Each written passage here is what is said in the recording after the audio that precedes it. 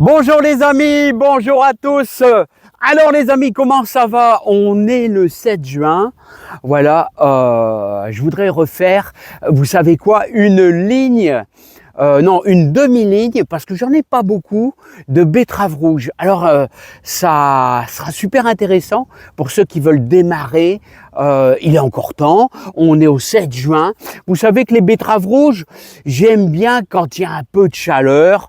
Bon, on est au 7 juin, on aurait pu faire nos semis à partir du 15 avril. Bon, j'aime pas avant les amis, parce qu'ici on est dans les Hauts-de-France, on est au nord de Béthune. Et donc, il faut attendre que la terre se réchauffe, les amis. C'est important pour beaucoup de légumes, hein, c'est-à-dire surtout les carottes, voire même un petit peu les poireaux, parce que bon, les poireaux, on les sème à la Saint-Joseph, c'est le départ, et souvent on a des problèmes parce que c'est très délicat à semer, puis la première ligne du 19 mars et en général n'est pas trop bien réussi. C'est pour ça qu'il vaut mieux des fois attendre début avril pour les poireaux. Voilà, revenons à nos betteraves rouges. Alors on est au mois de juin, on est le 7, il est encore largement temps, c'est tranquille, c'est un légume de dégustation, on va dire, du mois de fin septembre, début octobre, voire tout l'hiver, bien sûr, hein. Alors, l'objectif, les amis, c'est d'obtenir une belle betterave rouge. Vous savez que vous pouvez les repiquer sans problème, hein, quand il faut une dizaine de centimètres, vous pouvez les repiquer, il n'y a pas de problème. D'ailleurs, il y en a peut-être quelques-unes un petit peu serrées, mais j'ai fait qu'une ligne. D'habitude, je fais toujours deux lignes, donc on va faire une demi-ligne de plus, hein, et ça me fera du stock. Alors, une betterave rouge avec du bon persil. Vous savez que moi, je suis un gros mangeur de persil. Je mets toujours vraiment une grosse quantité dans mes salades. Alors, une betterave rouge, du persil, une béchalote, une bonne échalote ou alors un oignon d'Amposta qui est une copie d'échalote. Et je vous dis, c'est fabuleux. Allez, on attaque. Je vous présente les graines. Là, voilà, de betterave rouge. C'est de la grosse graine quand même, hein. Alors, je vais vous donner un truc super utile que me disait mon grand-père et même un petit rappel de mon ami Philippe à Rieux qui est un champion du jardinage, qui a toujours un jardin magnifique, hein, c'est qu'on va associer avec notre terreau, on va associer un petit peu de terre fine. Parce que le terreau mélangé avec la terre fine, ça permet de garder un petit peu plus l'humidité. Ouais, c'est ça, parce qu'autrement le terreau, ça sèche super vite quand il fait beau et normalement jusqu'à jeudi prochain, il va faire beau, donc il y aura quelques jours où il faudra veiller à qu'il y ait un petit peu d'humidité parce qu'une graine qui manque d'humidité, elle va pas germer, les amis. Allez, c'est pas tout ça. On attaque. Un petit tour de jardin si ça vous dit. Alors, j'espère que ça va dans votre jardin. Alors, on est au 7 juin. Il n'est pas encore trop tard. Vous savez qu'on a remis en route quelques courgettes, hein. Quelques courgettes, regardez, ça commence déjà à bien se passer. Les courgettes, il n'est pas encore trop tard pour mettre un petit peu de potimarron. Vous voyez, les feuilles sont un petit peu jaunâtres là, hein. Alors on me demande aussi souvent les feuilles un peu jaunâtres. Alors des fois c'est des excès d'eau, des fois il y a quelque chose qui ne va pas, mais en gros là c'est bon, hein. Alors vos tomates, j'espère que ça va aussi. Hein, il faudra aussi que je fasse une vidéo, les amis, sur ceux qui ont, mais ça c'est autre chose, ceux qui ont des pieds de tomates mais qui n'ont que des fleurs, mais il n'y a pas de fruits. Ça c'est assez délicat à gérer, hein. Ça, hein, je dirais même pas à gérer, ça peut être dû à des graines un peu bizarres. Voilà les amis, bon bah l'ail, tout va bien, elle est en fin de croissance. Qu'est-ce que j'allais dire? Les épinards aussi. Eh les amis, vous pouvez semer des épinards hein, au 7 juin. Hein. Et vous avez vu? Beaucoup d'arrosage, hein. Moi, je mets beaucoup d'arrosage. L'épinard, s'il souffre trop, il monte tout de suite en graines. Donc, je l'arrose pas mal. C'est pour ça que j'ai mis 2 lignes de carottes. Les carottes, là, carottes de Tilque, là, et les carottes aussi, hein. Il faut arroser tous les jours les carottes. C'est le secret pour avoir de la carotte. C'est le secret pour avoir de la carotte. Pour avoir de la carotte, et il faut un arrosage régulier. Il faut toujours que ça soit humide pendant une quinzaine de jours. Il faut qu'il n'y ait pas de cailloux dans votre terre. Il faut une terre assez affinée. Ah ouais, c'est tout c'est tout un amalgame de trucs, enfin c'est pas de trucs, c'est de la pratique, c'est de la pratique. Et c'est pour ça que les amis, sur ma chaîne, je vous donne beaucoup de pratiques pour avoir de la réussite les amis. Hein. Voilà, regardez le beau persil. Moi, je fais toujours des sacrément bonnes bandes de persil. Là, on a des radis. Là, ça, c'est toute une bande de radis. Et il y a de la carotte en dessous, les amis. Il y a de la carotte. Alors là, c'est ici qu'on va faire notre petite ligne de betterave rouge. Hein, une ligne de 2 mètres. Et je vais peut-être le faire en 2 fois. Je ne sais pas, on verra bien. Là, c'est de la salade à repiquer. D'ailleurs, que je vais aller porter. J'ai envie d'aller en porter un petit peu dans ma rue. Faire le tour, comme c'est un peu trop serré, d'aller emporter dans ma rue. Je ne sais pas si j'aurai le temps, parce qu'il y a toujours beaucoup de boulot, les amis. Hein. C'est toujours... vous pouvez semer des haricots tous les jours. Voilà, les amis. Ah ouais, j'avais une petite interlude à vous faire. Ouais, on va aller voir les poissons qui sont en train de frayer. Alors voilà, les amis. Regardez tous les poissons, là, les poissons qui sont là. Regardez, ça fraye, ça fraye, ça fraye. Alors, il se claque dans les nénuphars, il se claque là-bas, vous voyez dans les bambous, là. Non, pas les bambous, c'est tout ce qui est roseau d'eau, hein. Voilà, hein. Et vous avez un tas de poissons qui sont à l'intérieur, vous voyez, qui sont en train de frayer. Alors, ils se tapent contre les végétaux, regardez, ils se tapent contre les végétaux, hein, pour déposer les œufs. Regardez, ah ouais, là, ça bouge pas mal, c'est les grosses carpes, là, les amis. Hein. Voilà, c'est beau la nature. Et les amis, je voulais vous dire aussi une chose. Voilà, il y a beaucoup de poissons rouges. Vous savez les amis, j'ai mis 3 poissons rouges. Et maintenant, il y en a des centaines. Ils se sont reproduits. Voilà, il y a des carpes, il y a des gardons, il y a du monde là-dedans. Hein. Il y a du monde. Mais j'ai aussi... Regardez. Oh là, c'était magnifique. Il y avait un poisson qui était au-dessus du nénuphar. Regardez. Ah ouais, ça fraye les amis. Hein. Regardez, hop, comment c'est magnifique. C'est magnifique la nature. Et je voulais vous dire aussi, j'ai 3 ou 4 jeunes poules d'eau. Et là, ils sont partis se cacher. Allez, on va aller semer nos betteraves rouges, si ça vous dit. Allez, c'est parti. Bon, allez les amis, c'est parti. On va semer nos betteraves rouges noires d'Égypte. Allez, hop, c'est parti.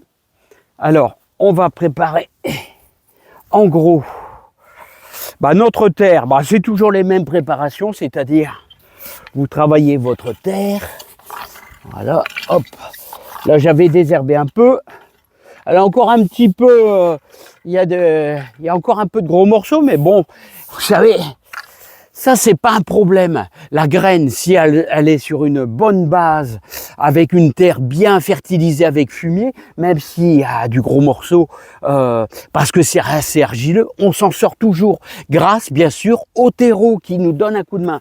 Alors on va travailler, on va faire 2 côtés. Alors moi j'ai choisi une planchette qui fait environ au moins je dirais une dizaine de centimètres. Comme ça je vais semer de chaque côté. Voilà, que je vais placer là. Vous voyez, et ensuite après, je vais faire mes sillons. Je vais faire mes sillons, tout simplement. Voilà. Alors vous voyez, j'ai déjà une belle ligne. Et si j'y pense, les amis, je vous ferai voir mes premières betteraves rouges. Voilà. Mes premières betteraves rouges qui sont assez réussies quand même. Hein. Voilà, attention, ne va pas de ce côté-là. Voilà, 2 belles petites lignes. Voilà, ça devra aller, les amis. Hein. Bon, regardez, on a fait 2 sillons. D'à peu près 3 cm de profondeur, ce qui est très bien. Hein. Bon, maintenant, je vais tout simplement arroser dans le sillon. Attention. Parce que filmer et en même temps arroser, les amis, c'est pas facile. Voilà. Pour dire de lancer votre graine, vous savez, c'est important. Hein. Ah mince, je vise. Ouais, c'est pas facile. Hein. Il faudrait 3 yeux, les amis, 3 yeux. hein, qui contrôle. Voilà, hop là. On est bien, on est bien, on est bien. Voilà. Par contre, il y a un truc qui me plaît pas trop. Vous voyez, ces 3 morceaux là, ils sont dans l'axe du semis. Alors ensuite, maintenant les amis, bah, c'est facile. C'est facile, c'est facile. Il suffit de répartir vos graines. Alors vous voyez, allez, justement comme ça. Voilà. Voilà. Alors s'il y en a qui sont un petit peu serrés, c'est pas grave, vous pourrez les repiquer. Voilà. Voilà, voilà, voilà, voilà, voilà, voilà. Vous voyez le semis facile. C'est facile de semer des betteraves rouges. On va de l'autre côté. Alors ce qui est bien, c'est que... Alors, toi, t'es gênant. Voilà. Ce qui est bien, c'est que... Vous voyez, on a 10 cm d'écart. Ça suffit quand même largement pour pouvoir... qui grossissent tranquillement. Parce que ceux qui sont un peu trop serrés, on les prendra pour les mettre ailleurs. Voilà. Voilà. Et vous voyez, il nous en reste corps. Hein. Il nous en reste corps. Alors ça, vous les remettez dans votre sachet, parce que là, c'est des graines que j'ai achetées. Vous les remettez dans votre sachet, puis ça va le faire. Ça va le faire pour l'année prochaine. On a du stock. Alors, vous voyez, j'ai associé un petit peu de terre de jardin mélangée à notre terreau. D'ailleurs, c'est du terreau que j'ai déjà utilisé. Là, je voyais un peu de paillage avec, mais c'est pas grave, c'est très très bien. Donc ça permet d'avoir une terre qui va sécher quand même moins vite. Hein. Voilà. Et puis maintenant, tout simplement, eh bien les amis, il y a un ver de terre, toi, je vais te libérer. Allez, hop. Voilà. On va enfouir nos... Voilà, en gardant toujours notre planchette. Vous voyez, hop. Voilà. Voilà. Allez. En gardant notre planchette disponible. Voilà. Voilà. Alors, l'avantage de mettre du terreau comme ça, avec un petit peu de terre fine, c'est que, vous voyez, vous pouvez... J'aime bien travailler ça avec vous, vous savez pourquoi? Parce que si jamais vous mettez trop de terreau sur leur tête, elles vont quand même se pointer, parce que ça n'a pas de résistance. Parce que si vous mettez de la terre, il faut veiller quand même à en mettre pas de trop. Hein. Voilà, ça c'est important. Hein. Donc voilà. Après, eh ben, vous prenez votre petite plaquette, voilà, pour plomber et pour maintenir votre graine au sol. Voilà. Voilà. Toi, t'as rien à faire là. Voilà. Hop là. Hop là. Hop là, les amis. Hop là, hop là, hop là. Voilà. Bon, on a bien travaillé, ça va. On a presque fini. Bon, les amis, il reste un truc. Un truc tout à fait simple. Eh ben, c'est un petit mouillage. Carrément au milieu de la plaquette. Voilà, hop.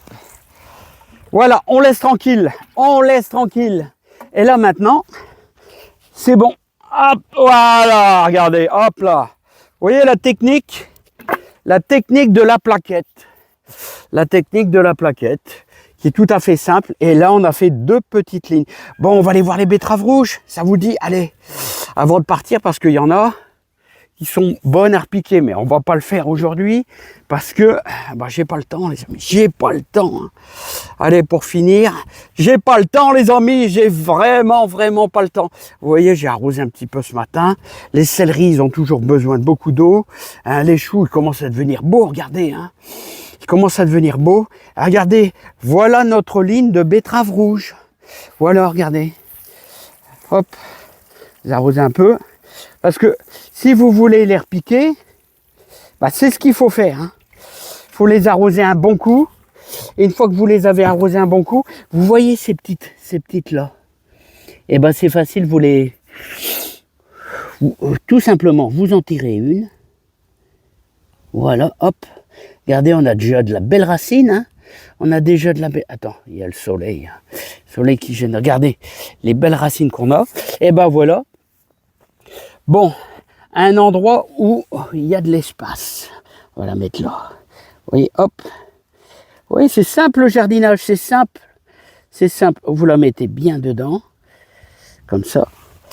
Voilà, vous la placez bien dedans.